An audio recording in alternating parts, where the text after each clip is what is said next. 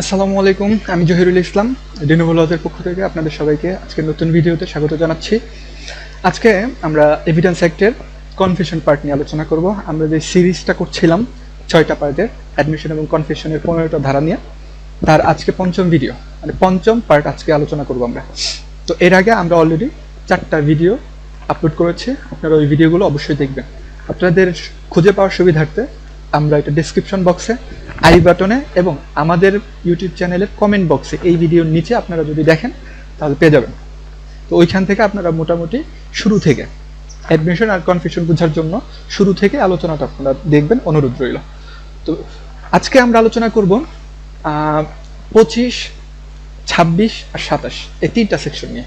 অর্থাৎ পুলিশের কাছে আপনি কনফিউশন করলে সেটা প্রাসঙ্গিক অপ্রাসঙ্গিক কোনটা হবে, এই ব্যাপারগুলো নিয়ে আমরা বিস্তারিত আলোচনা করব। তো চলুন আমরা বোর্ডে চলে যাই। তো আমরা বোর্ডে চলে আসলাম। আমরা আজকে দেখব হচ্ছে ধারা 25, ধারা 26, ধারা 27, 3টা দেখবো একসাথে। তো ধারা 25-এ কি বললো আমরা এই ব্যাপারটা আগে একটু দেখি। সাক্ষ্য আইনের ধারা 25-এ বললো পুলিশের কাছে দেওয়া কনফেশন কখনোই প্রাসঙ্গিক নয়, অপ্রাসঙ্গিক। অর্থাৎ আদালতের কাছে এটা গ্রহণযোগ্য নয়। পুলিশের কাছে মানে আসামি পুলিশের কাছে দোষ স্বীকার করলে তা আদালতে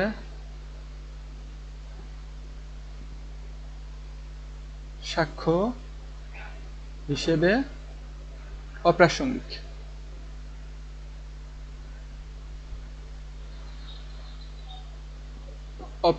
হবে। তার মানে আমরা কি জানি, আদালত শুধু প্রাসঙ্গিক এবং বিচার্য বিষয় সম্পর্কেই সাক্ষ্য গ্রহণ করে থাকে। আমরা যদি ধারা 5টা দেখি, ধারা 5-এ এই ব্যাপারে বিধান দেওয়া আছে। ধারা 5 সাক্ষ্য আইনের ধারা 5-এ বলা আছে প্রাসঙ্গিক বিষয়, দ্যাট মিনস রিলেভেন্ট ফ্যাক্ট। একটা হচ্ছে ফ্যাক্ট ইন ইস্যু আর কি, বিচার্য বিষয়, ফ্যাক্ট ইন ইস্যু বা বিচার্য বিষয়, আর হচ্ছে রিলেভেন্ট ফ্যাক্ট বা প্রাসঙ্গিক বিষয়। এই 2টা বিষয় ছাড়া আদালত অন্য কোনো ব্যাপারে সাক্ষ্য গ্রহণ করে না। তার মানে যেহেতু 25 ধারায় পুলিশের কাছে দেওয়া দোষ স্বীকারোক্তি আদালত গ্রহণ করে না, অপ্রাসঙ্গিক ঘোষণা করা হয়েছে আইন দ্বারা, তার মানে এটা আদালত গ্রহণ করবে না। এটা যেহেতু অপ্রাসঙ্গিক, তাই আদালত সেটাকে কি করবে না, গ্রহণ করবে না। আমরা জানি প্রাসঙ্গিক না হলে, বিচার্য বিষয়ের সাথে জড়িত না হলে সেই বিষয়ে সাক্ষ্য আদালত গ্রহণ করে না। 25 ধারায় সোজা বলে দিল, আসামি যদি পুলিশের কাছে কোনো দোষ স্বীকার করে সেটা সাক্ষ্য হিসেবে আদালতে গ্রহণ হবে না, সেটা অপ্রাসঙ্গিক হবে। এইটুকু কথাই 25 ধারায় শেষ করলো। তো আমি একটু বোর্ডটা মুছে নিচ্ছি। এবার আমরা 26টা দেখব। 26 ধারায় কি বললো, পুলিশের কাছে দেওয়া কোনো সাক্ষ্য আদালতে গ্রহণযোগ্য না, এই কথাটাকেই মানে অপ্রাসঙ্গিক, এটাই আবার একটু রিপিট হচ্ছে। তার মানে প্রথমে বলছিল পুলিশের কাছে, আর 26 ধারায় বললো পুলিশের কাস্টডিতে থাকা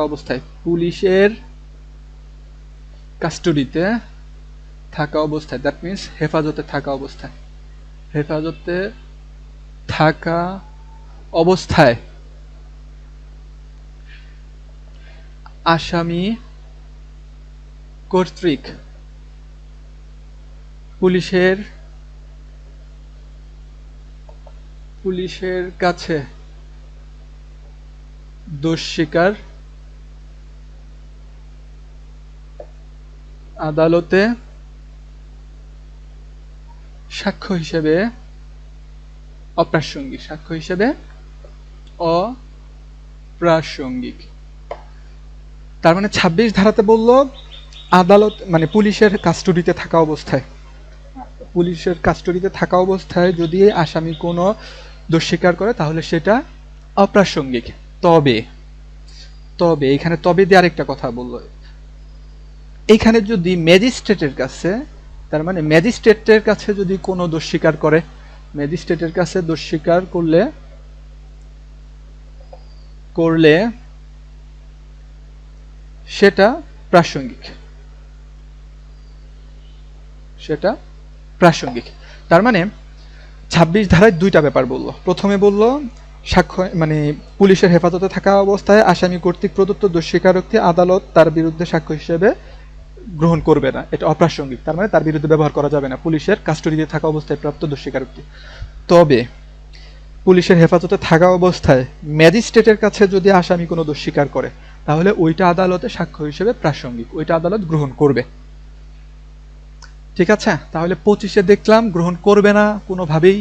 26 এসে বললো কাস্টডিতে থাকা অবস্থায় যদি দোষ স্বীকার করে সেইটাও গ্রহণ করবে না পুলিশের হইলে। তবে যদি কাস্টডিতে থাকা অবস্থায় ম্যাজিস্ট্রেট দোষ স্বীকার গ্রহণ করে, তাহলে সেটা আদালত গ্রহণ করবে, এটা প্রাসঙ্গিক। তো এরপরে আমরা 27 নম্বর ধারাটা দেখব। এবার ধারা 27 দেখব, সাক্ষ্য আইনের।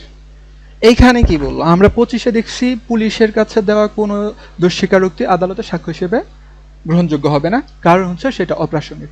26-এও সেম ব্যাপারটা দেখলাম, তবে কাস্টডির ব্যাপারটা বললো, হেফাজতের ব্যাপারটা বললো, আর যদি ম্যাজিস্ট্রেট থাকে তাহলে সেটা গ্রহণযোগ্য। 27-এ এসে বললো পুলিশের কাছে আসামি কোনো দোষ স্বীকার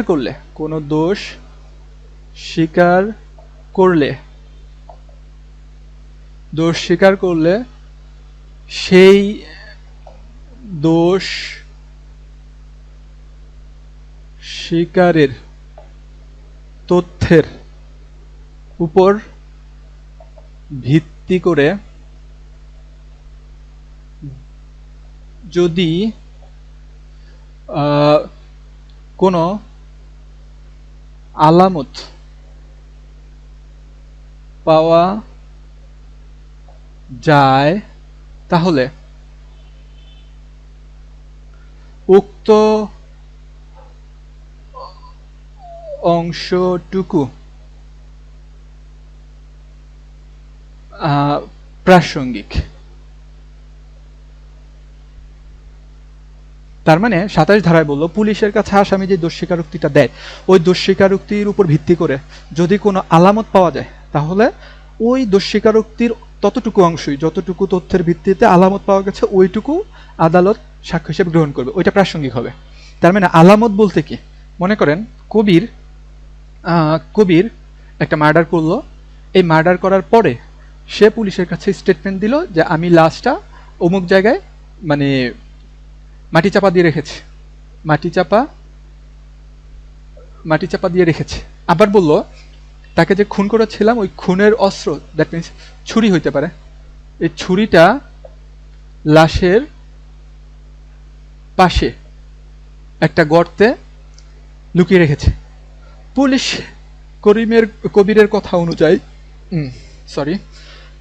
কবিরের কথা অনুযায়ী ঘটনাস্থলে গেল, মাটি চাপা দেওয়া অবস্থায় লাশ পেল এবং ছুরিটাও পেল। তার মানে পুলিশের কাছে কবির যতটুকু কনফেশন করেছিল, দোষ স্বীকার করেছিল, তার কিছু অংশ দ্বারা এই আলামত দুইটা পাওয়া গেল। তার মানে এই আলামত দুইটা যতটুকু অংশের দ্বারা পাওয়া গেল, ওই অংশটুকু আদালতে প্রাসঙ্গিক। তার মানে কনফেশন ততটুকুই প্রাসঙ্গিক যতটুকু দ্বারা আলামত উদ্ধার হয়, এই কথাটাই 27-এ বলল, ধারা 27।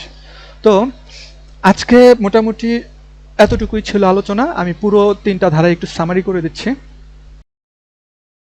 আমরা ধারা 25-এ দেখেছিলাম পুলিশের কাছে দেওয়া কোনো কনফেশনই আদালত গ্রহণ করে না, কারণ ওইটা অপ্রাসঙ্গিক।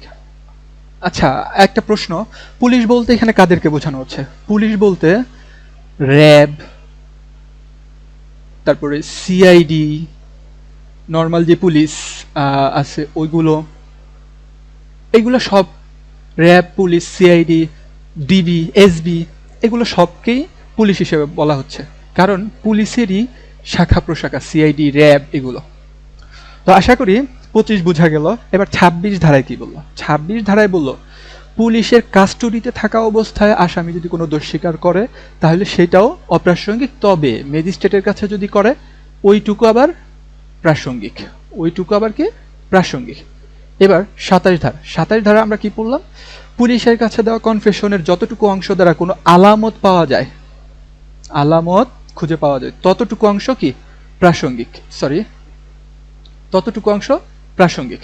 তার মানে 25, 26, 27 এই 3টা ধারা যদি আমরা করি তাহলে সব জায়গায় দেখলাম পুলিশের কাছে কোনো স্টেটমেন্টই কনফেশনে দিলে সেটা আদালত গ্রহণ করে না।